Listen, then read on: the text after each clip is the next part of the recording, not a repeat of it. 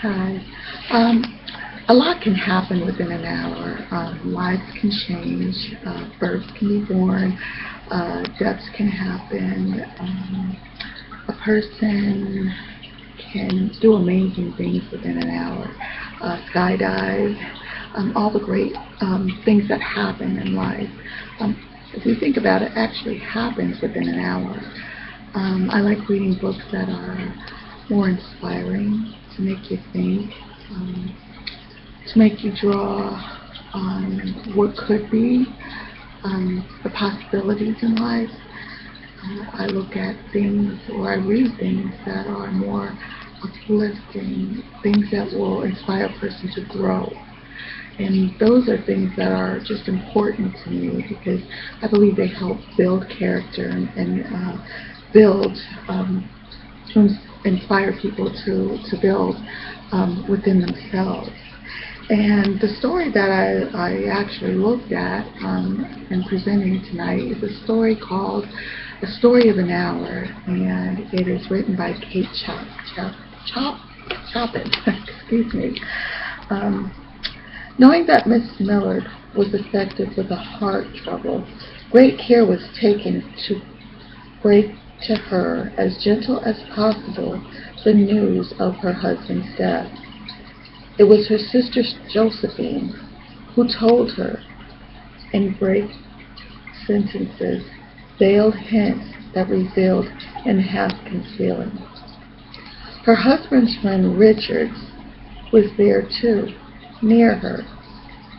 It was he who had been in the newspaper's office when intelligence of the railroad disaster was received, with Brentley Mallard's name leading the list of killed. He had only taken the time to assure himself of the truth by a second telegram, and had hastened to foretell all less careful, less tender friend in hearing the sad message. She did not hear the story as many women have heard the same, with a paralyzed inability to accept its heard of the, accept its significance. She wept at once, with sudden, wild abandonment in her sister's arms. When the storm of grief had spent itself, she went away to her room alone. She would not have no one to follow her.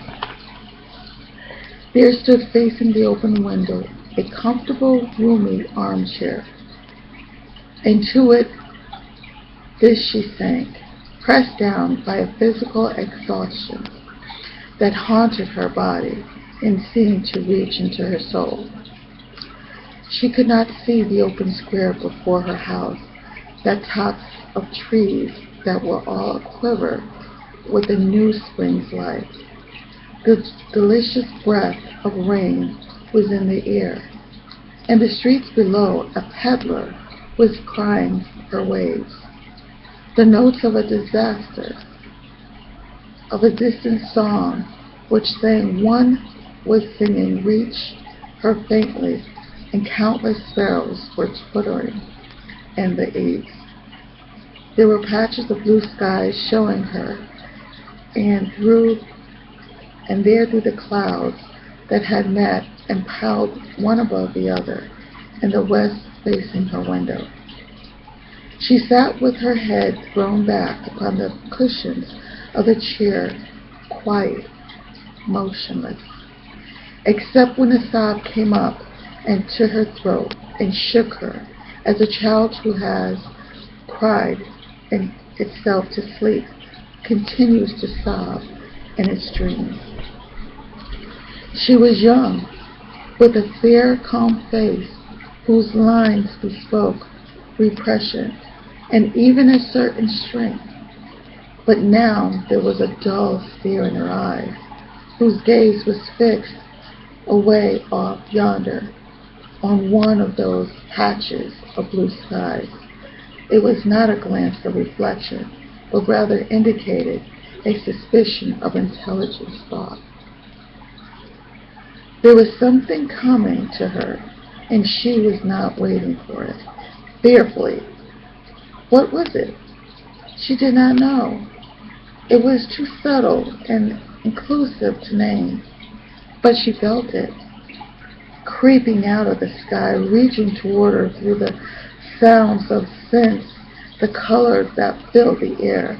Now her bosom rose and fell timidly. She was beginning to recognize this thing that was approaching to possess her, and she was striving to beat it back with her will. As powerless as her two white, slender hands would have been. When she abandoned herself, a little whispered word escaped her slightly parted lips.